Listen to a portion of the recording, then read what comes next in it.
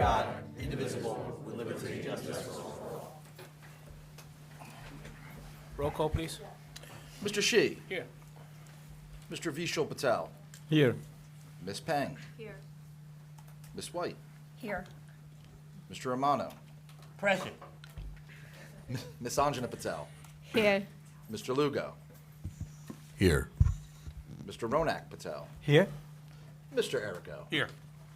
You have a quorum. Okay. Opening statement. Okay. In accordance with the Open Public Meetings Act, Public Law 1975, C-231 Sunshine Law, the Edison Township Board of Education has caused notice of this meeting to be published by having the date, time, and place thereof posted in the Board of Education administrative offices. Copies of these notices were sent to the Home News Tribune and the Star Ledger. Okay. Thank you very much. So, as the tradition every March, we have a presentation of our preliminary budget. So, take it over, John. Yes, sure. So we have the 2026 preliminary budget. It's not much of a presentation. We'll see that at the Not budget presentation, hearing. yeah. There is. We'll see that at the budget hearing. Correct. Dr. Aldarelli, more than myself, will dazzle you with our public speaking skills. That being said, we have a budget, roughly $378 million, of which 235 is the local tax base. This budget allocates money towards, obviously, contractual increases in salaries, healthcare, expansion of courtesy busing, some new programs, continued use of the local funding of pre-K, and other things, roughly $22 million in capital projects. So all in all, it's a great thing for the district and for the taxpayers. Thanks.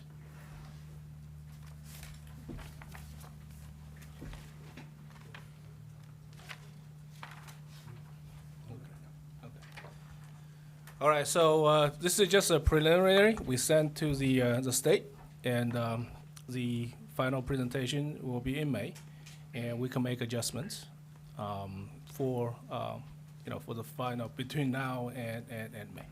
Okay, so since this is due this month, so we're gonna have a motion to approve the preliminary budget. Can I have a motion? Motion. Okay. Second. I second. Okay. Vishal Patel and Ronak Patel. Okay. Mr. Errico, Yes. Mr. Ronak Patel, Yes. Mr. Lugo, Yes. Ms. Anjana Patel, Yes. Mr. Romano, Yes. Ms. White, Yes. Ms. Peng, Yes. Vice President Patel, Yes. President Shi. Yes. Motion carries. Okay, so, President comments. Yeah, so, we have worked very hard with the administration and John, especially the Finance Facility Committee. And as you can see, on the agenda, the tax levy is flat. So that means no tax increase for Edison taxpayers. No increase for taxpayers. 5 years in a row. 5 years in a row. There is no other school district was able to achieve that. No school district was able to do it in New Jersey. And this is, we all know, we lost a grant for $6 million for our pre-K program. We paid it with our reserve, and it's a public information. We lost another $2.5 million this year from the state aid. Despite with all these, $8.5 million, we're still able to deliver a budget with no tax increase to the taxpayers. So I thank to the administration team, I thank to the Finance Facility Committee on this, and we're gonna work more on the details. You're gonna see the detailed presentation in May. Thank you. So, superintendent's report. Thank you very much, Mr. Shi. Pardon my voice tonight as the seasons kind of changed. Along comes my allergies as well. So my voice is a little bit raspier than normal this evening, so please forgive me. But as the weather has definitely changed, it looks like we are in the midst of getting out correspondence in relationship to our 2 built-in emergency days.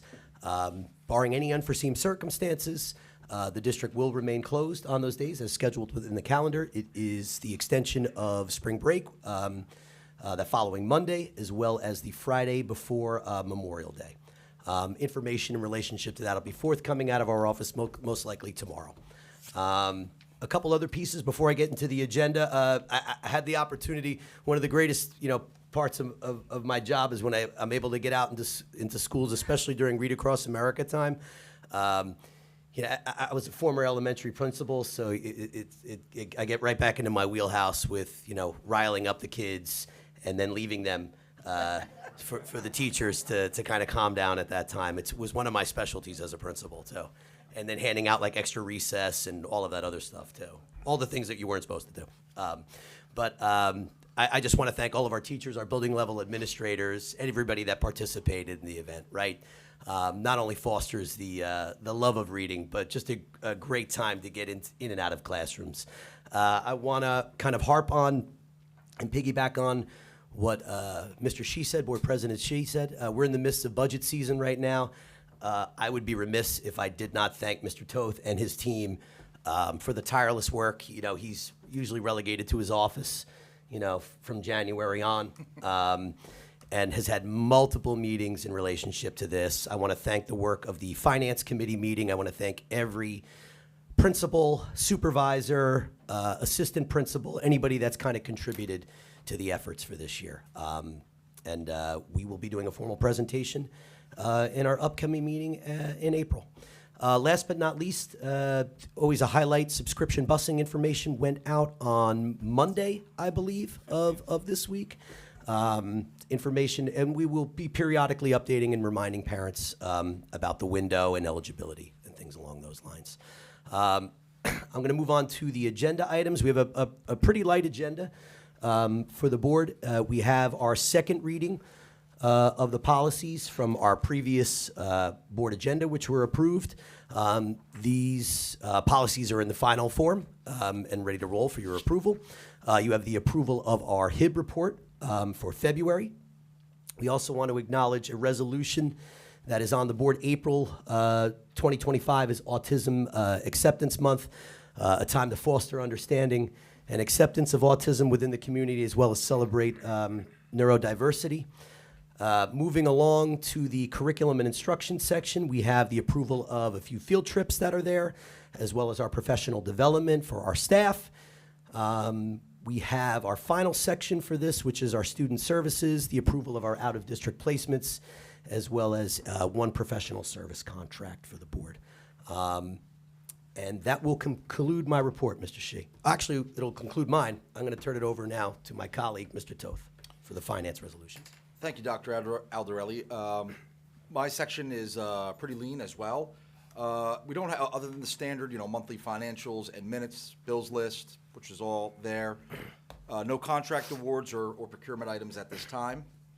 Facilities, we have one change order on the J.P. Stevens additions and alterations project. It's for $29,000. There's going to be some additional gas, electric, fire pump, cabling, and access points for the new addition.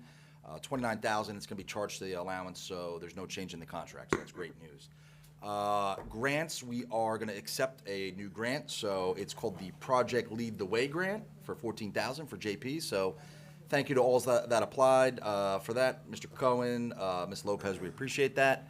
And that's all I have at this time. Thank you very much. Very lean and short agenda. Now we are open for public comments. So, yes.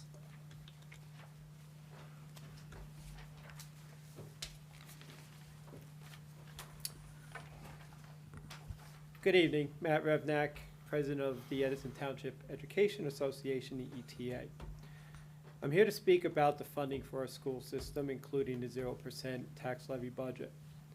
As you're aware, the Edison school system has had their state funding cut by 3% for a total of just over $2.8 million.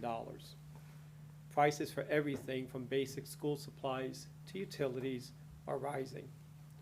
The district is now at a deficit in funding in comparison to this past year based on these conditions.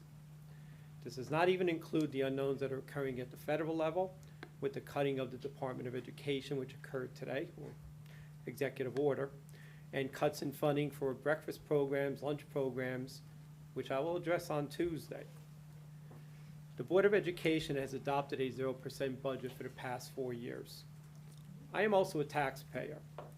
And yes, I prefer that my taxes do not rise, at least not significantly.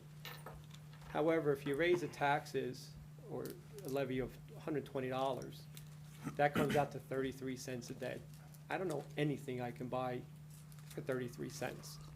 But an investment in the future of our children and our country, to me, is worth 33 cents a day. The law allows the board to raise property taxes to fund their schools by 2%.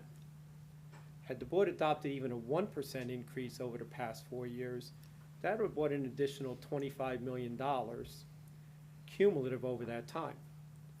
Money which could have been used to further the necessary construction that has been taking place. The math just doesn't add up. Prices are rising, new programs are being added, more clubs and sports. All important things to the benefit of our students and their experiences. Yet funding needed to pay for these things is now going down. We have been fortunate that the state funding has increased for Edison over the past 4 years. That well has now dried up. It is naive to think that the state at some point was going to continue to fund the district at the level it has, knowing that there has been no tax increase to the local taxpayer for the last 4 years. Raising the tax revenue by even 1% this year would offset the loss in state funding. The primary purpose of the Board of Education is to make sure that the students of Edison receive the best education available based upon a fiscally responsible budget. I do not want to see the Edison schools negatively impacted as had happened about 15 years ago. Staff was cut, which affected class sizes. Programs were eliminated or changed, and not for the better. The possibility of eliminating co-curriculum in sports programs, for example. Many of the other districts around the state, including one of our neighbors, East Brunswick in Middlesex County, are having these exact issues as we're speaking. Perth Amboy is another one, thank you. These districts have to make unwanted decisions, perhaps taking some drastic measures based on funding cuts. In closing, I wish to state that the future of the Edison School District is in your hands. I don't envy the decisions that you have to sometimes make. However, it is fiscally irresponsible to continue on a 0% budget tax levy, and I challenge you to work along with your chief administration, namely your superintendent, your business administrator, and their staff, to consider the funding process and the proposed zero budget before sending it to the county superintendent for approval.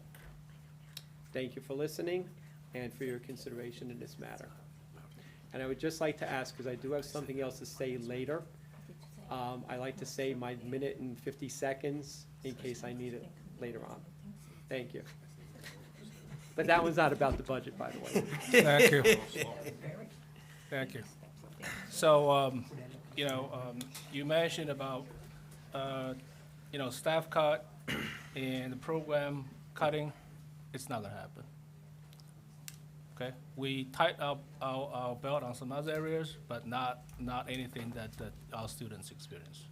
So you will see the detailed budget at the next meeting. And if you want to have a copy, I'm pretty sure that, Mr. Toles will be happy to provide you a copy. Thank you. Anybody else? Yes, please.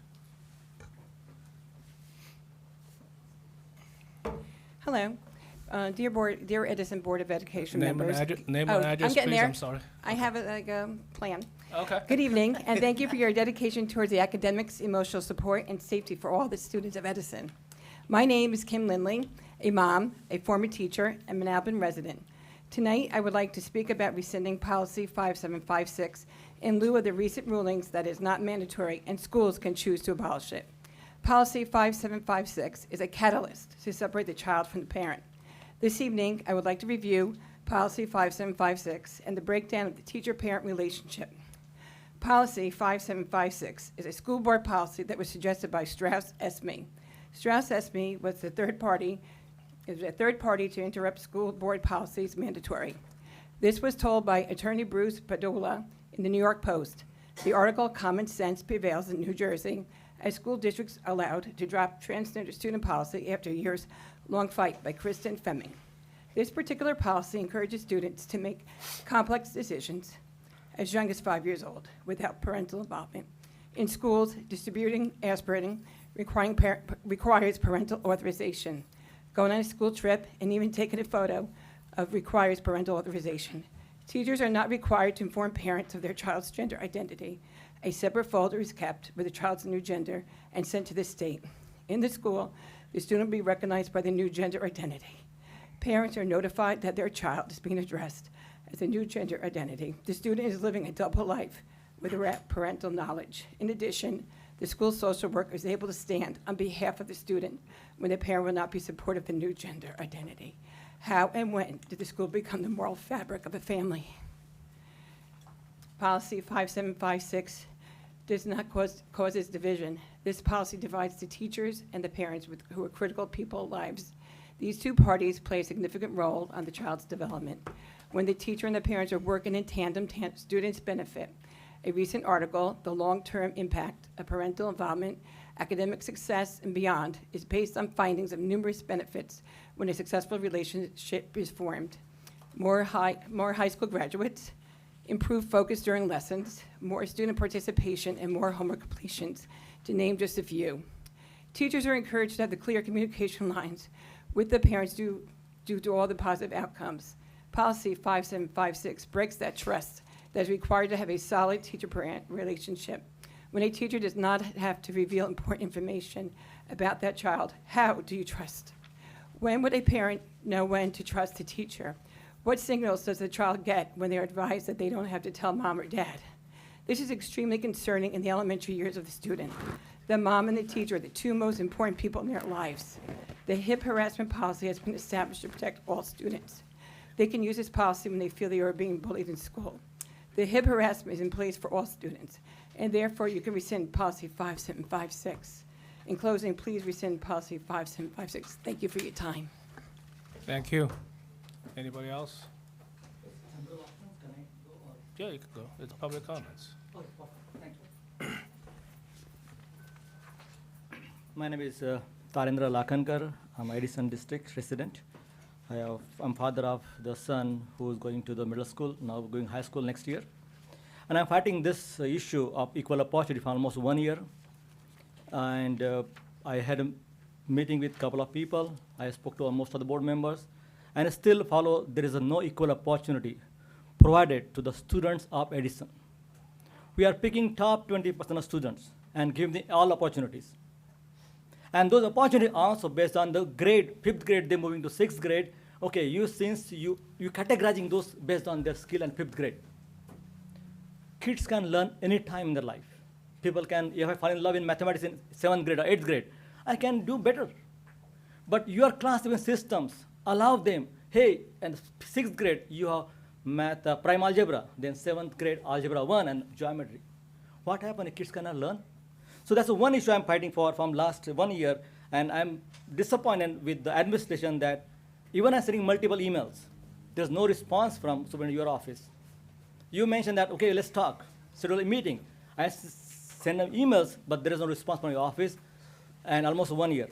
Okay, why this matter? Why I'm bringing this issue to you, all of you here? Because, and one more thing, STEM, biomedical science, is a science. It's not math. Science, math also part of science, I understand. STEM, S-T-A-M, is also there is a math is only one part, not 3 more parts are there. But what you're trying to do, you're picking geometry as the one criteria to bring the science. Okay, first is again, Your classification based on 5th grade, 6th grade. Second is the STEMs, only geometry.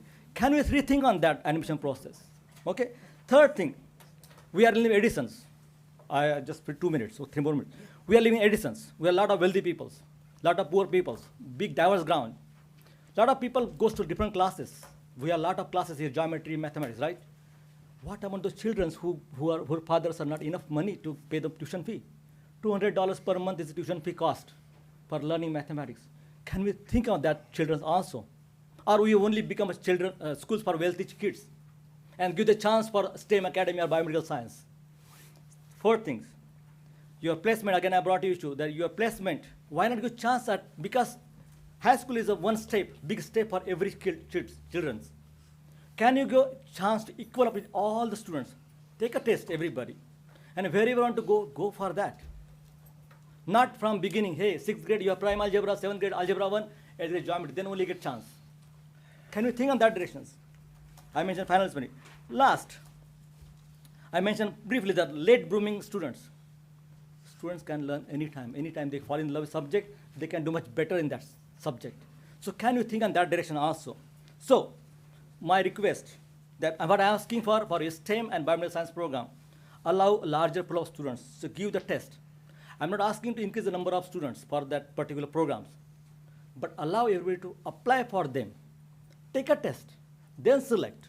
I'm not asking extra seats, same number of seats, but larger pool of students, right?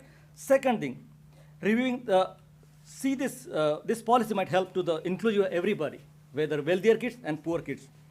And that will also help to reduce the undue pressure in 7th grade and 6th grade. Hey, you have to go to geometry in 8th grade, then only you can qualify, otherwise you are doomed. So you are forcing that kids from 6th grade to all the way there. Let them grow naturally and take a test. Thank you very much. I hope to hear a favorable response from board and administration. Great. Thank you very much. Just want to add, this year we have increased the STEM population from 24 students to 48 students. And we also added the Biomedical Academy. And you raised the issue, and superintendent sent an email to everyone, so everyone had a chance to apply. So you want to add some additional things? Yeah, so based on the feedback and the discussion, because we've had several conversations in relationship to this, that we did open this up to every eligible 8th grade student, regardless of path, anything along those lines. And there's a rubric that was associated with that. Now, any student that did not have geometry did have the opportunity to take an assessment. As a matter of fact, we administered a few of those this week. Right? So, and Mr. Cohen could probably go into a little bit more in-depth detail with you. But yes, these components, especially with biomedical moving forward, we're open to all students, regardless of path, regardless of whether they took a geometry test. We opened it up to everybody. The second point is, I 100% agree with you. All kids can learn throughout any point in their life. That's why we're opening up pathways next year, too. So for students that didn't meet that academic component, they can still take these exact same courses. The exact same courses. Our goal here, and part of our strategic plan, is that every student by the year of 2030 walks across the stage with a credential in one of the pathways of their choosing. Computer science, biomedical, pre-law, engineering, STEM. What else am I missing, Mr. Cohen? Esports. Business. We're launching a robust platform in the year 26, 27. About 10 pathways. In order to make sure that those students that might not do well on tests, right? I was one of those students. I didn't do well on tests, but I had aptitude and a drive and a desire. So I want to make sure that pathway is good. I think of my own kids for those. They're not good test takers as well. But if they had these opportunities to take the pathways during their coursework, right, they might be set on a little bit of a different path right now. As far as our meetings, I thought we had a couple of them scheduled. I don't know if it was my fault or not, whether I missed the mark, but my door is always open. I think the board will tell you.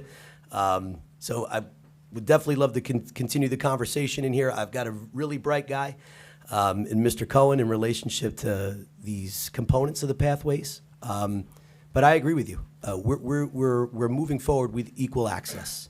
And there's going to be more information in relationship forthcoming, especially on Tuesday. So let me, Wait. That's not your turn yet. So, you know, as Dr. Arthur already said, you will hear more presentations on Tuesday, okay? And I think I have mentioned to you, one-on-one conversations, we have more academies coming up. So why don't you wait till Tuesday and look at what we are presenting, and then you can come back, right? So the thing that, you know, we open up everything to our students, okay? And if you want to talk about STEM, it's too late because the process already started, okay? Okay, so it's already started. We're already starting recruiting kids. We're not gonna go back. So moving forward for next year, yeah, we can look into it. You said you've been doing this for a whole year. I was not on the board. I'm sorry, but we did increase the population from 24 to 48. Okay, so just leave as that, and come on Tuesday, take the presentation. Take a look at the presentation Mr. Cohen's going to present, and we can go from there. Okay, thank you. Anybody else? Yes.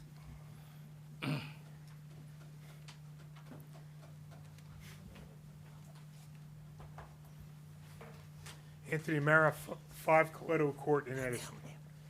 I'm here again to speak about policy 5756. And you're coming here for about a year. I've seen no substantial movement. In fact, I rarely get any, in fact, I don't think I get any comments. Others who spoke here today about the budget, but other matters, they get comments from the board. I get nothing. And now they did Kim. I mention God a lot when I speak here. And the reason I do that is because he gets the final word. You get the final decision as to whether to retain 5756, but he gets the final word as to what happens as a result of your decision. Frank, if that doesn't put fear in someone's heart, I don't know what does. This board doesn't seem to have a fear of God. It seems to have a fear of the LGBTQ community. That's bad. You're not going to stand before them on Judgment Day. You'll stand before God. He says in the Bible, a man who remains stiff-necked after many rebukes will suddenly be destroyed without remedy. Of course, that applies not just to a person. It applies to governing organizations, bodies, boards, and so forth. Jesus said, have you not read that he created them from the beginning, made them male and female, 2 genders. It's not male, female, and a dozen others. For this reason, a man shall leave his father and mother and be joined to his wife, and the 2 shall become one flesh. So they're no longer 2 but 1. There's 2 genders. Unfortunately, the board doesn't seem to understand that. One of my favorites is the golden rule. Do unto others as you would have them do unto you. You can't argue with that rule. You can't. It's fundamental to human nature. I'm confident there are members of the board here who are parents. Do you want done to you what you're doing to Edison parents? Keep them in the dark? Because you know 5756 says, if a student says, I'm changing my gender and informs one of the school staff, you're to be kept in the dark. You're not to be told. That's ridiculous. The most important person in the student's life is mom and dad, and you keep them in the dark? That's wrong. If you don't like it, what do you do to other parents in Edison? That's hypocrisy. Which leads me to the 5th commandment, honor your mother and your father. Are you honoring mom and dad by doing that? By keeping them in the dark? By saying, mom and dad, you have no right to hear what we've heard as educators, that your son or daughter wants to change gender. That's absurd. You have every right to hear about how they're doing on their grades, in math and science, all the other subjects, but you have no right to hear about what your son or daughter has decided. You're not mom and dad. You're educators. In fact, you should be educating them about this, about the consequences. Not too long ago, I sent you a video about a girl named Peyton McNabb, high school student playing volleyball, and a student on the other team was a transgender student. He spiked the ball right at her. She suffered traumatic brain injury. She's not the same person anymore. Is that what you want? Is that what has to happen in Edison? One of the students gets injured by a transgender student in an athletic event, maybe a lawsuit. I know that perks ears. No one wants that. Is that what has to happen here? Hey, gosh. Then, of course, you've got males sharing restrooms with the girls. And that is an abomination. But what about regret? Student says, I'm going to change gender. He does so. 5 years later, 10 years, however long it goes by, oh my gosh, what have I done? Oh, what a terrible decision I've done.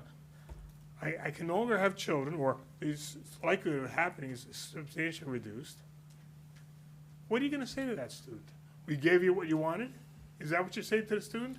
Suppose you say, I want a hypodermic needle with drugs in it. Illegal drugs so I can shoot up. Would you give them that? I think not. Of course not. Well, that's basically what you're doing.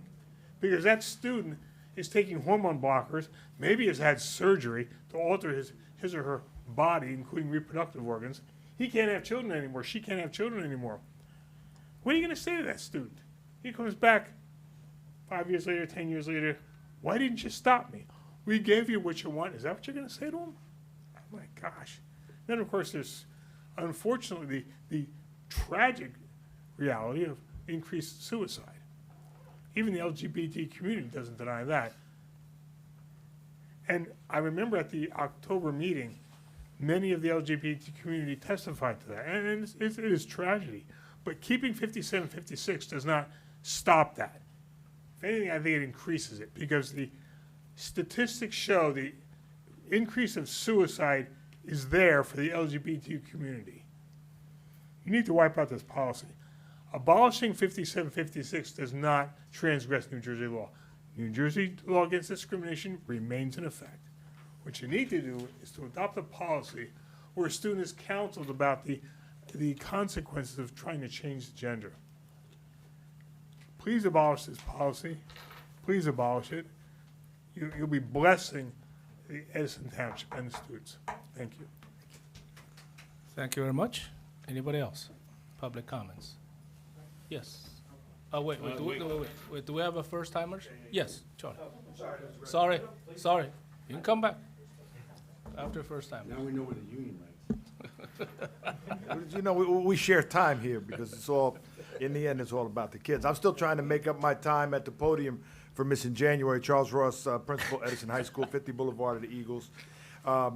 I'm so glad that, you know, in the last meeting, we talked about moving forward with the additions that are easing the overcrowding, supporting our music programs, and the way that we're expanding the academies at both of the high schools now, with the comp side, the biomed, all of the different things that are opening up, having more STEM students. One of our STEM Academy students, Vijeta Garg, just won a hackathon at MIT, and that's after her sister graduated from there last year, another Edison High graduate. It's always been people first and program seconds. You know, the people, including the students, their families. That's what Edison's about. The teachers, the custodians, security, the district staff, the administrators. That's the core about what's great about the Edison Township School District. And there's pathways for every student to take a rigorous AP curricula. And Edison students from both the Edison High and JP go on and soar at America's best universities. The people on the board are, living proof of that. They know from their own kids, and so many of us here know that too. But nothing's more important to people than the health of the children. And I'm back again to remind everybody that our school district team is not just me. There's teachers, there's people from every unit, people from maintenance, custodians. We've got students involved. We're raising money for St. Baldrick's Foundation to fund research to stop children's cancer. I haven't gone to see, local business shout out, my Edison High alum Savannah at Salon Dolce Vita in Wicks Plaza. I won't have to go see her until the summer because on Saturday afternoon, along with some students, some staff from Edison High, we're all getting our heads shaved, and we've been raising a ton of money. I made the auto shop teacher dress up as a leprechaun. Sorry, Mr. Revnick. I got a student who's got a better head of curly hair than anybody in this room who I'm bringing there, and he's going to get his head shaved.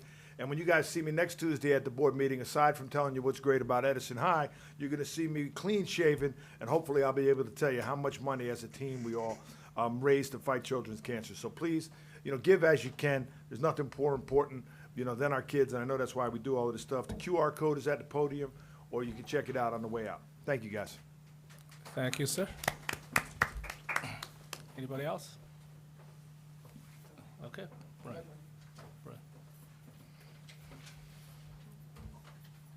This is gonna be a long one, so I don't know if I'm gonna have enough time, so I apologize if I don't finish. Basically, I just wanna put last week to Name, bed. please. Brian Rivera, Edison. So good evening, everybody. At the January 25th meeting, I addressed the board as a member of the public for the first time in 3 years.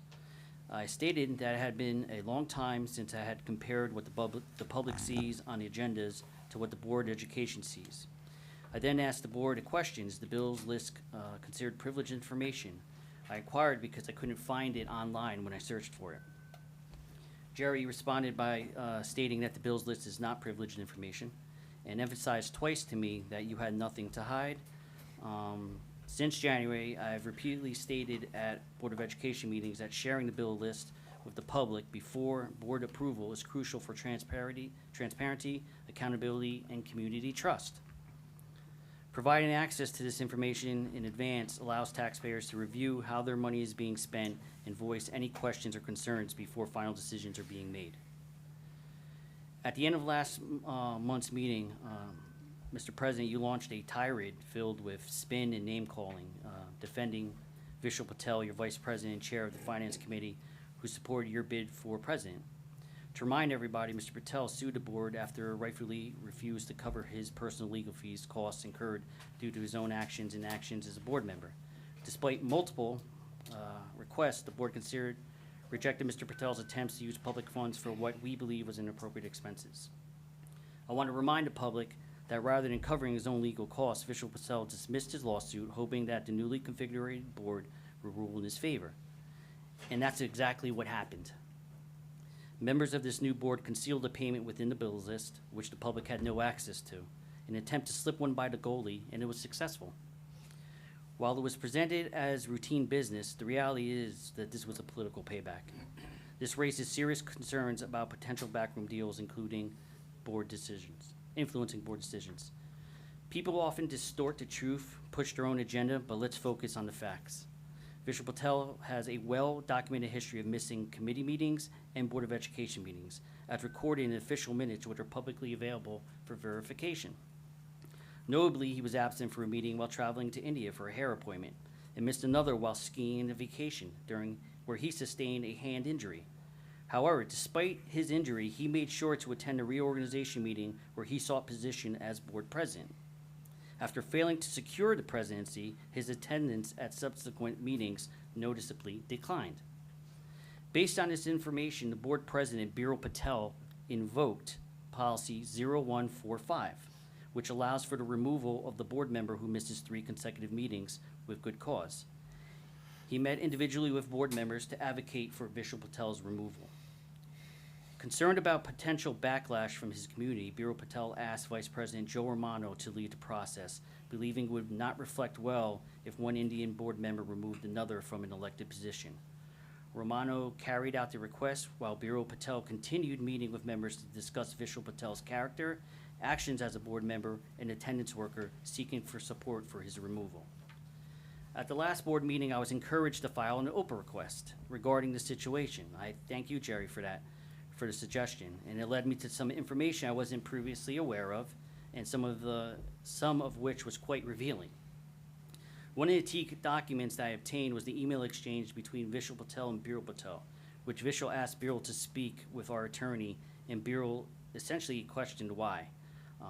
Based on this decision, I don't understand how we paid legal fees based on this email. I think it's absurd. But I do have several questions. My first question is directly to Vishal Patel. Aside from that email, what other? You have the director. Oh, I'm sorry, I apologize. Through You as a the, board member, you know. I'm trying to rush this. I can pause my time. I got some. This is long. Thank you. I have several questions through Jerry to Vishal. Aside from that email, what other correspondence did you have with Biral Patel regarding this matter? Also, through Jerry to Vishal, did you contact the New Jersey School Boards Association? This is the organization that could have guided you through this process. This goes to Dr. Aureli and Mr. Toth. How many times was Vishal Patel's claims submitted to the insurance company? And were they approved or were they denied? And if they were denied, can you please explain to us why they were denied? Those are my questions for you two individuals. The reality is that Vishal Patel should have contacted New Jersey School Boards Association regarding this matter. He was informed that there was no mechanism to pay his attorney, and he chose not to listen. He ignored it. The School Boards Association would have advised him that since he was defending himself as an individual, he would typically be responsible for covering his own legal expenses. I know that because I reached out to school boards. The Board of Education's attorney is hired to represent the board as a whole and protect the district's interests, not those of an individual member. If the board is voting on removal, the attorney's duty is to the remaining board members and the district, creating a conflict of interest, defending the member facing removal while also advising the board on the matter would be an ethical violation. The attorney role is to ensure the removal process follow legal procedure guidelines, not to advocate for or against the accused member. The reality is that Vishal Patel knew there was no mechanism for the board to cover his legal fees, but chose to ignore it. The board was not obligated to pay these costs. And I'm asking the board that maybe we should submit a demand letter for reimbursement. It should be considered. Can we pursue this? This situation is a clear example of why the bill list should be made public to ensure trust, transparency, and accountability. Thank you for your time. See, I did allow you to go over 6 minutes, right? I appreciate it. Okay, thank you. So, you want to address the bill list? Yeah. All right, so there is no statutory obligation, I'm sure as you know, Mr. Rivera, to produce any draft to the public until the board votes on it and makes it final. The determination of the board is that the bill list is draft, was not made public, it has not been made public as far as I know, starting with this board. I can't speak really what happened before I was here. So there is no statutory requirement, it is a draft. I am loath to offer my opinion to publish a draft document that may or may not be passed. So now we would have two documents out there, and a draft, providing a draft to the public that may or may not pass in its entirety would be something that would be, it would be remiss of me to make that as a legal opinion. No back and forth. Okay. So you've been bringing this up for the past several months. So let me, it's my too. Okay. I gave you more than 6 minutes to let you finish. Let me finish. Okay. So the whole thing started is Vishal missed 3 meetings. Yes, he did. But if you look at the policy, it says the board member could be removed if you miss 3 meetings without good cause. He has good cause. And the policy did not say, you know, any of these 3 meetings if you miss, as long as you have one good cause, it doesn't apply. So he had 3 good causes why he missed a meeting. So talking about cost, okay, this is your colleague. You should help him, okay? He has his family issues, has personal issues. Instead of helping him, you guys started to remove him. The whole cost is started because you guys' action, okay? So he should not be removed because based on the policy, it says, you know, without cause, but he has cause. That's first item. Second, as you mentioned, the board attorney is for the board. It's not an individual. So he is entitled by law to seek opinions from board attorney. You have requested the Oprah, you saw the communications. The communication said, you know, Vishal asked the board president, he wants to speak to the attorney. Okay, it was denied. It says, you can only send your question to me, so I'll forward to the attorney, or you talk to the attorney with me on the line, or me or vice president on the line, which violates his policy, violates his rights, okay? That's number 2. Number 3, you guys voted here on one of the Tuesdays to have a hearing for his removal. So by law, he is entitled to legal representation. Since you're not giving him the representation from the board attorney, he has to go out, seek attorney for his rights. So if you're talking about the cost of this, it's because you guys You guys cause the cost. Okay? If you want to pay, you should pay for it. You guys should pay for it. Okay? At the end of the day, what happened? You had a meeting to to have a hearing, and then you decided not to do anything. Okay? It's your action caused all the legal fees. All right? So as far as you talk about, is that his personal expense? No, it's not personal expense. It's a board action against another board member. I gave you another example about other board members who had issues. Yeah. So, yeah, hearing was notified by board attorney. So it was a hearing. So he's entitled to legal representation, period. Okay? Excuse me. Okay? So if you want to talk about costs, it's all your cost. It's because your irresponsible actions by you guys. Okay? So at the end of the day, the $3,500. And even if he was wrong, it's a business decision. It does not warrant, having attorneys continue to fight for this. It does not make any sense. You talk about submitting to the risk insurance. We have a $5,000 deductible anyway. So whether they accept, they do not accept, board has to pay anyway. So I don't know what the argument is. You've been bringing for the past 4 months, for this. The board has trying to move forward with a lot of good things. And we try to, academically, all the academies and all the other stuff, we'll try to, achieve our long-term goals. And we are achieving a 0% tax increase, for the new school year. And something like this, I hope this is the last time I hear it. But if you want to continue to bring it up, feel free, okay? But this is my point. The whole cost is because the action from you guys who caused it. You guys, there's more than. Whoever excuse me. Brian, Please. I'll give you a rebuttal. Just remember, last year, the board has no rebuttal, okay? I gave you a rebuttal, all right? At least say something positive for that, okay? So anyway, that's my response to you, right? If you have other questions, you can send your question to Dr. Huss. We'll be happy to address them, all right? So any other public comments? Any first timers? Yeah, you go.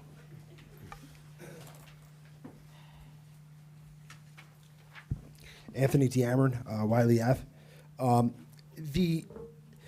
The building at Herbert Hoover, there's a structure, I believe it's off of Lytle, where Lytle meets the Greenway. Is that your Board of Ed building, or is that which one I'm talking about?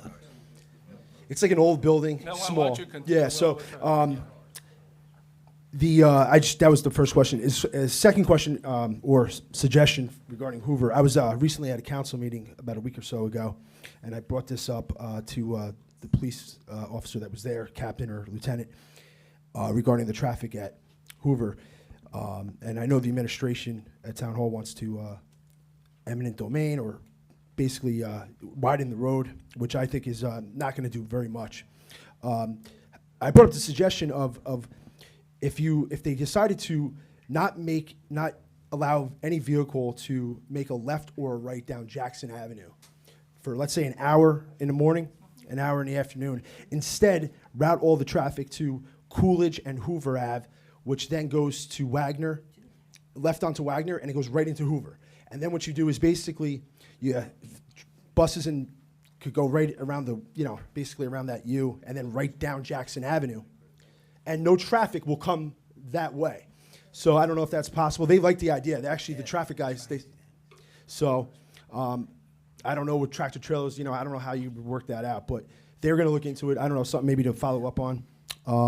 But also, I'd like to see, the Greenway is right there. You have the Greenway. Now, there's a lot of children that live in my neighborhood, which I'm on the Ford side of Woodbridge Avenue. I'm actually right next to the Greenway, a block away from the Greenway entrance. And it's a shame because I brought this up before previously, you don't have kids utilizing that Greenway. It's a straight shot right down to Hoover. There's no cars. The only problem is you got to cross over Woodbridge Avenue.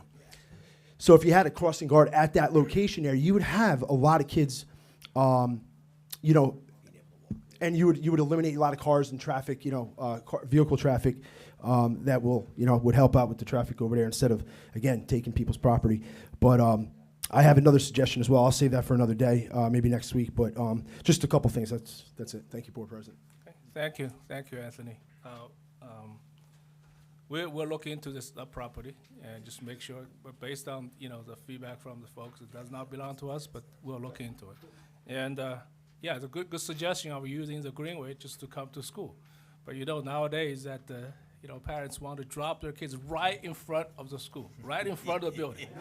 Okay, for some reason. You know, okay, and I don't know why, but you know, yeah. You know, hope that the principal can communicate to the parents there's another way to come to school. Just walk a couple steps, especially when the weather is warmer, and it's good for them. So, you know, thank you for the suggestions. And, you know, the traffic pattern that we you know, we were able to work with Township, you know, to make it, you know, certain hours, the rush hours, they don't come in. And I know that street, it's very narrow. You got an 18-wheeler coming, there's no way you can go anywhere. It's just one way. So I hope that also the enforcement, you know, from the EPD on that will help. So thank you for the suggestions. And, you know, you have another piece of information, you want to hold it for next meeting? Okay, all right, thank you. Anybody else? Okay, all right, you want to come second time? Any first-timers? Okay. Anthony. Why don't you go talk to him? Yes. Yeah, so another idea, of course, I am looking for this program called Bike to School, right? And I spoke to Mayor last week, and we thought that this could be program which help to make our kids healthy livings from beginning. So what this program I see in when I was went to California, that all the paths goes towards school have a small zone of green zone of 2 feet or 3 feet wider, where kids can ride their bike or scooters to the school, right? And it bring good choices, right? So is there a possibility that we can work with the Board of Education or somebody from your office, right, with the mayor's office together, and I'm happy to volunteer my time to find the path and locate those paths where we can make a small green zone for bike, small biker, not motorbike, scooter bike or small, and think and work out. So that's bring a healthy living in Edison Township. Okay, agree. So, yeah, it's a fine opportunity to get that worked out. I do see that we have quite a lot of kids use the bikes already. If we can, you know, expand that, that would be great. And there's one thing I mentioned to some of the council members is, since you talked about it, is about sidewalks. I did mention to them if they can pass a ordinance for all the new houses that are being built to add the sidewalk as a requirement. Because I see in my neighborhood, I live behind John Adams, and if you look at Mount Pleasant, multiple new houses has been built, but several of these brand new houses have no sidewalk. So, and the kids walk from John Adams' home using, you know, Mount Pleasant. So if anyone from the council is watching this, I hope that you can consider my suggestion is, you know, grandfather for all the others, but any of the new houses when they build, put the sidewalk in. If they actually put it in the sidewalk, we will have a sidewalk on the other side. So, you know, good suggestions, and we'll definitely look into it. Thank you very much. Okay? Yeah, Matt. Before I start on my second piece here, there's two things I just want to mention. Number one, unfortunately, I went to a funeral home yesterday. Edison lost another one of our finest. English teacher, AP teacher, Denise Weigel passed away. Longtime staff member over JP Stevens, so may she rest in peace. Secondly, I just want to piggyback Dr. Aldarelli's with Read Across America. I'm fortunate, one of the things I love about being president, I can only get to 1 or 2 buildings as a teacher. Now I was able to get to pretty much all of them. It's a wonderful, wonderful experience. Right now we have the art competition going on for Read Across America, which will be finishing this week, tomorrow. You might want to mark it down, although I will send you all an email inviting you to the Read Across America celebration that we throw. Award ceremony over at Ben Franklin School on April 30th at, I believe it's 6:30, but I'll let you know in the email. Okay, I know I have about 2 minutes plus my minute 50. Hopefully I'll get it done in that time. If not, I just ask for your patience. So hello again, Matt Rebnak, ETA President. I want to speak to you about an event that took place, or in our case, did not take place yesterday. You may have heard or seen about a walk-in that occurred nationwide yesterday. The purpose of the walk-in was directed from our national affiliation, the National Education Association, or NEA as it's known. The purpose of the walk-in was to take a stance in support of public education, and the intent is to get staff, parents, students, and the community members involved in support of public education. I am not here to play politics. This is not about being Republican, a Democrat, or independent. If it was a Republican president doing the same thing, I'd be standing up here giving the same speech. However, what did I say? Oh, I'm sorry, Democrat, excuse me, slip of the tongue. I also want to emphasize that education, however, is governed by political entities. We are governed by laws and funding, which is appropriated through politicians. That being said, this is about public education. It is clear, based upon statements by the President, Secretary of Education Linda McMahon, and as listed in Project 2025, that the dismantling of the Department of Education, as well as the push on charter schools, school vouchers, and privatization is part of the platform. If these things come to fruition, it would take away necessary funds from our public schools. And that would be devastating to public education. If that were to happen, it would have a negative impact on school programs, especially pertaining to our special needs programs, but it can also have a trickle-down effect to other programs as well. So you may ask, why didn't the ETA participate in a walk-in? We were never informed of the walk-in until last Thursday night, with little direction. Through discussion with members of my executive committee, the decision was made that we just did not have enough time to properly organize this activity. I did ask my members to wear their ETA Unity shirts, which we have in either red or blue, and if they did not have a ETA Unity shirt, to just wear the color red and blue. By the way, that night, I also did text Dr. Valdarelli. I informed him of this, invited the administration to do as well as Mr. Ross for the administrators. And part of that so is they weren't blindsided to why all of a sudden teachers were like doing this or not doing it. We also took into effect other possible effects of a walk. We did not wish to be negatively perceived as a job action because there's no reason for us to do a job action. This is not an issue with our administration, the school board, or the school community. In fact, we want these groups to be on board with us as this is about our students and the Edison community. We also did not wish to affect the operations of the school or to possibly make buses late to school, students late to school, or parents late to work. So we took all the stakeholders into consideration. However, in the future, we will most likely participate as requested by our parent organizations, the NEA or the NJEA. We hope that if this were to occur, the parents and community would join us in solidarity for the benefit of our schools, our students, and the Edison community. If this does occur in the near future, we will have a structure in place so that we can get this information out to our members and to the other stakeholders in the Edison community with an invitation to join us. And in closing, if anyone is concerned with the effects on public education, one of the things you can do is reach out to your senators and your members of Congress to discuss your concerns about potential attacks on public education, via email or call their office. Thank you for listening. Thank you. All right. Anybody else? Second timer? Okay, Brian. Jerry, I do want to thank you. I appreciate the time. It's not always hostile between you and I. I actually like you and respect you. I just Okay. comment the way that you comment to me. Thank It's you. called fair is fair. All right, so let's go back to, I always ask questions and they never get answered. So Vishal, I know you don't have to answer my questions, but I did direct questions to Dr. Aldarelli and Mr. Toth.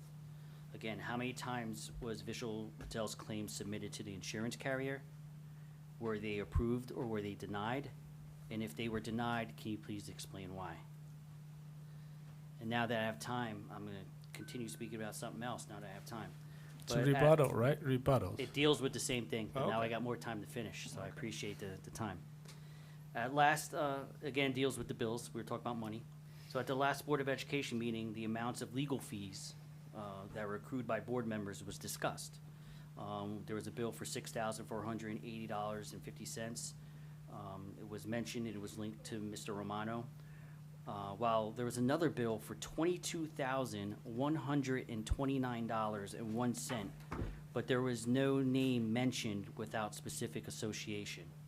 So once again, I was encouraged to file an Oprah, thank you, Jerry, on this information, and I uncovered jaw-dropping information. While only 2 bill payments were mentioned at the meeting, only one individual was singled out. However, I received the records, and there was 4 names that were given to me. The $22,129.01 bill was linked to Biral Patel. Yes. Mohan Patel had a bill for $116, and then Jerry had a bill for $5,147. I find it interesting, last month, only Joe Romano's name was mentioned. To me, it felt it was a clear attempt just to smear Joe's name. I am particularly astonished by the amount of Biral Patel. So I have 6 questions here. How many ethics complaints contribute to $22,129 in legal fees? Are these complaints ethics related? What are the specific complaints and what are the costs for each? Are there any open ethics complaints? If so, will there be additional legal fees? And are the legal fees for the other individuals listed, or are they finalized, or should we expect more payment from the board? So I just gave you 9 questions, and I have 6 seconds left. I figured if I stand here, maybe they'll get answered. Probably not. Or am I dreaming? You can sit down, I'll answer you. So why Joe was today brought up? Because you're talking about individual expenses. That was example, okay? That's why Joe's name was brought up. You were correct, okay? Transparency, I have nothing to hide. Yes, the $22,000 and change is for Bureau. And yes, I also incurred a $5,000 charge. It's because Tony D. Pascal filed an ethic charge on me. It was a bogus charge and was dropped and, at the end. Okay? And you mentioned about Mohan, yes. There were something about $100-something, okay? And how many ethics charges filed for Bureau? I'll tell you there are 4, okay? 2 cases have been settled, and two of them are ongoing. So, so you know the answer, whether there will be more expenses or not. So I'm very transparent, and I have nothing to hide. All right, so I think I answered all your questions. So do we have any other public comments? No, they don't need to answer it, but at the end of the day, I told you, it's $5,000 deductible for every case. 3 questions for you. They don't have to answer it, you can send the questions to Dr. Huss, we'll get back to you. Bureau did. I'm not gonna, Let's not have a back and that's not back and forth. Super doesn't want to answer my question. You had your 3 minutes. Come on. I answered all your We shouldn't questions. be having back and forth anyway. It's very difficult for the transcript, so please, Yeah, can you just, okay, so, do we have any other public comments, second timers? See none? Can I have a motion to close public comments? Motion. Second? Second. Okay, Mr. Arrigo and Mr. Romano. All in favor? Aye. Okay. Now we'll open up for board member comments. Any board members, anything you want to say? Yes, Chris. Thank you, President Xi. Dr. Aldarelli, I believe I had a conversation with you, and I believe you said that Vero's case was denied twice from when it was submitted to insurance. Not for Vishal, for Vishal. That's to answer your question. I don't know. I don't know the answer to that, but I could say that I was told twice. Maybe that, I could, and if it's not correct, you can feel free to jump in and correct me. That's fine. But I can at least say that. Okay. Any other board member comments? Yes, Joe. The other day, I was invited to the opening of a cricket establishment. I just have to tell you that the kids were having a great time. It's a facility, I can't tell you the name. Titans. And Titans. for fear of saying it, and I would be, I was saying that a board member was saying that, this is another place. But I just wanted you to know the kids. The whole thing is the kids. They had a great time. The kids were learning how to play. The parents that were there were very, very understanding. They explained everything to me.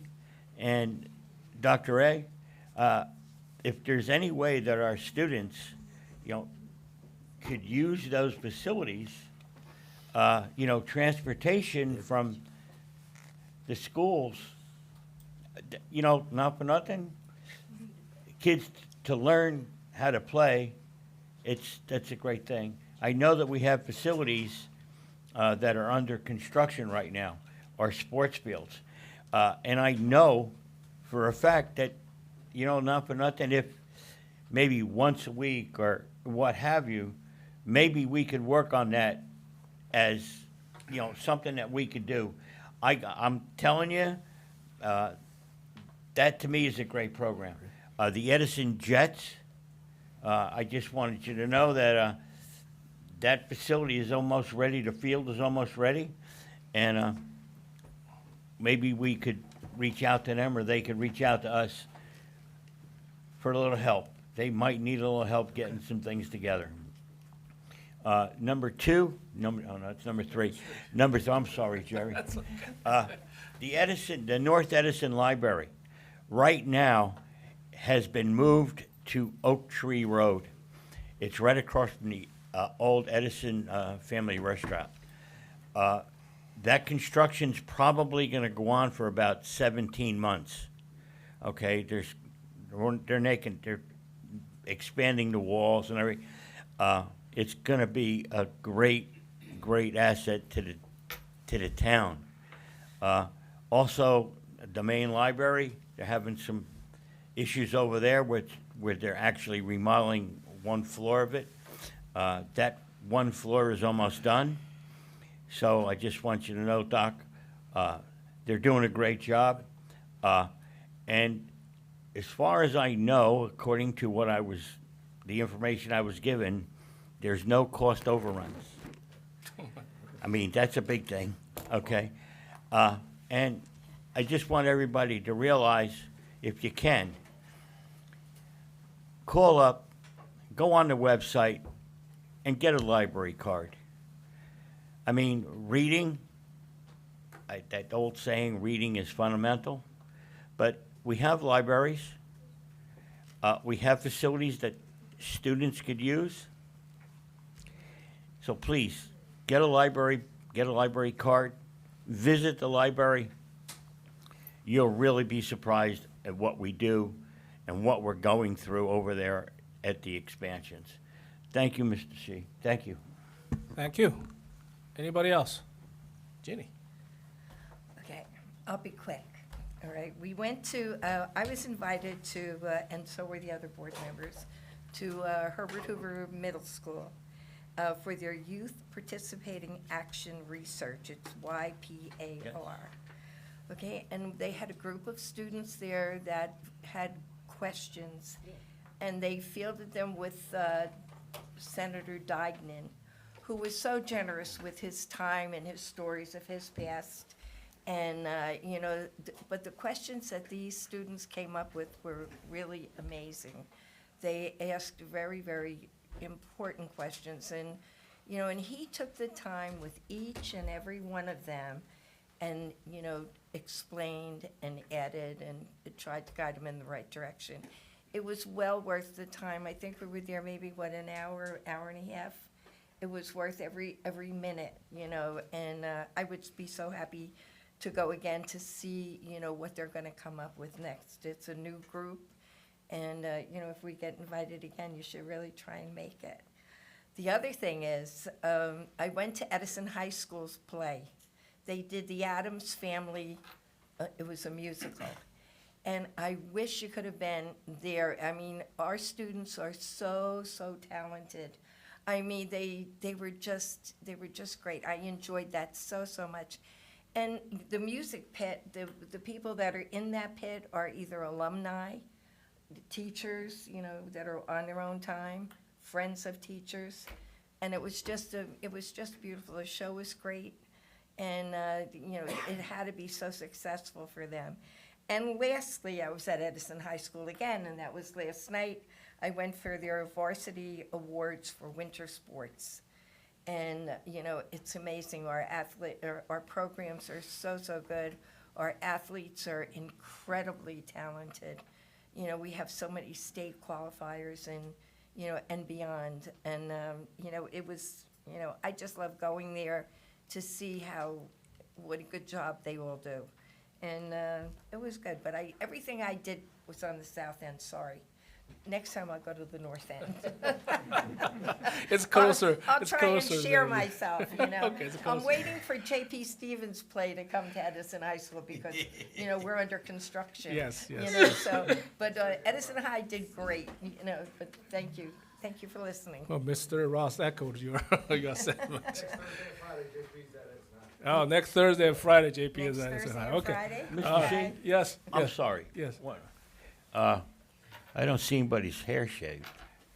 He- I mean, said really, he- you know, he not said for this nothing. Saturday. I mean, you know, I had to do mine. You know, mine was done. You know, I mean, you actually were the ones who said, "Yo, hey, Mr. Romano, how about getting your hair done?" I mean, so you know, I'm still waiting, buddy. Okay. So Joe, you can join him on Saturday. I can join him, right? Saturday, Yeah. Saturday. Yeah. Okay, sir. Thank you. Thank you for everything. Really, thank you.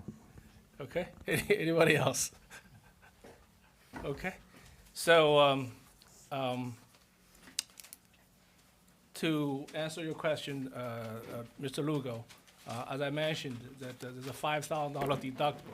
So it doesn't matter whether the insurance company accepts or not. There's a $5,000 deductible. But I'm going to ask, you know, Mr. Toes or Dr. Artorelli to address the question of why. Yeah, I think your question was the rationale for it being, the claim being denied. I think it was submitted twice at two different times. Yep. And I think the correspondence was related to it being a valid 18A claim. 18A claim. That's what the correspondence was. Okay, thank you. All right, so no Because- back and forth, come on, okay, you can talk about this. You understand when you were sitting here, right? So, hope you honor that. Hope you honor that. And anybody else? Okay? See none, we're gonna go to the adjourn to a privilege session. Come on, Ralph, it's a public meeting. You jumped the gun. So, according to NJSA Section 10.4-12, the Edison Township Board of Education adjourns to confidential session for the purpose of discussing the following. Yeah, confidential personnel and board matters, contracts, pending litigation, student matters, legal matters. So can I have a motion to adjourn to privilege session? Motion to adjourn the public session. Jerry, Okay, do I you're have a screwing second? it up, That was in Jerry. unison. Okay. That was in unison. Mrs. White? Okay. Mr. Romano, Mrs. White. All in favor? Aye. Okay. Do we plan to come back? No, we don't have any actions, so see you guys on Tuesday in John Adams. John Adams next Tuesday. All right, thank you.